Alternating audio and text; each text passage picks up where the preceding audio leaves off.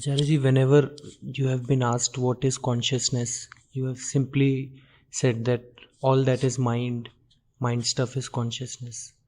Uh, a question that's not relevant personally to me, but still I thought like material stuff is visible, it can be touched, so that is one thing. The other thing is the Atman, which is beyond knowledge and all. This consciousness thing is somewhere in between. So I mean, many people have asked this foolish question, where does consciousness reside and everything? I'm not trying to ask that, but still, like, what is it? What constitutes it? How does it work? See, how does this material body come to be conscious is a great mystery. There is no answer to that.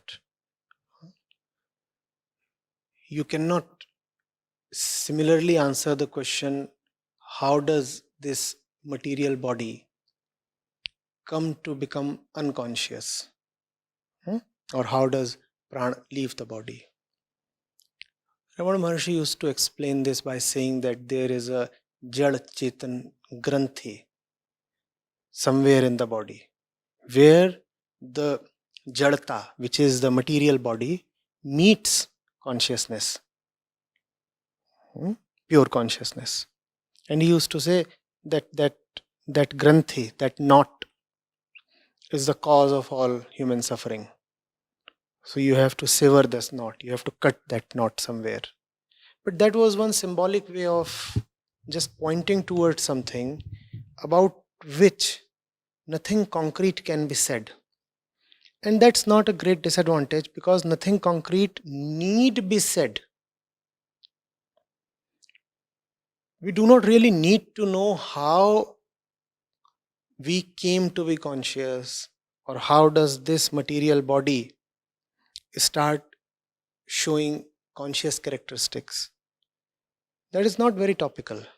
What we need to know is, how does this consciousness acquire suffering, and how can it be liberated from suffering? That's the moot question.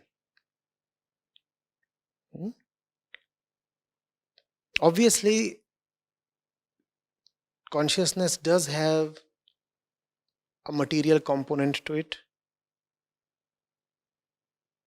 You could say that the material component of consciousness resides in the brain, or you could say somewhere else in the body.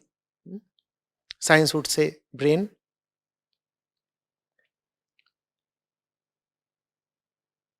If something happens to your brain, that affects your consciousness, that is obvious. So, at one end, consciousness is material, or at least has a material base, or at least has a material pole. On the other hand, consciousness shows characteristics that are not at all material. In fact, consciousness seems to be suffering from material contact. So, that mystery is what is consciousness, that mystery is what is man. A kind of sandwich between freedom and material. Our consciousness is part transcendental and part physical.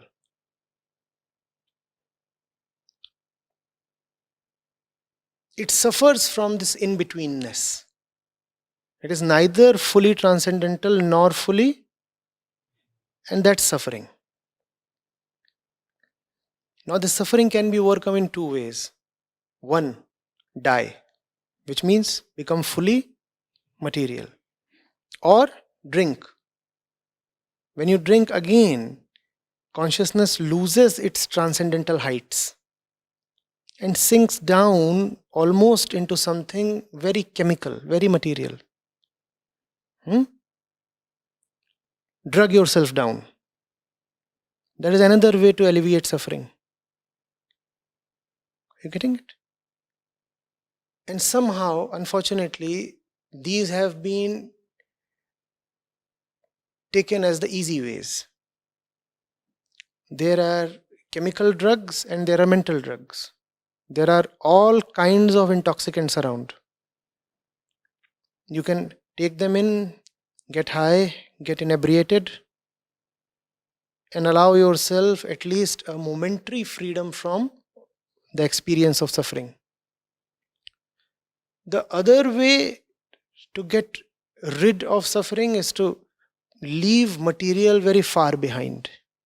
In betweenness is the problem. You have to either go that side or go this side. You have to either move fully towards the sky, or you must accept sinking down into the earth. Spirituality is about taking the former route, the former option.